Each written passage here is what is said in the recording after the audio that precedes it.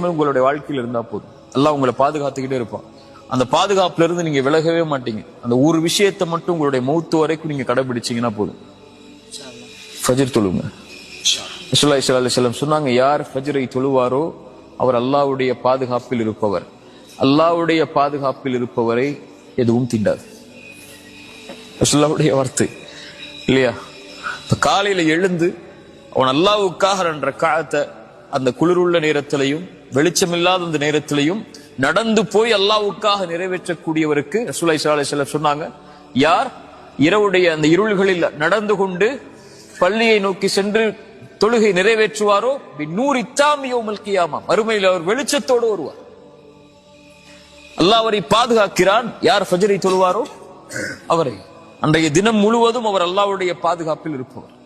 அல்லாஹ்வுடைய பாதுகாப்பில் இருப்பவரை யாரும் எதுவும் அவரை செய்யாது.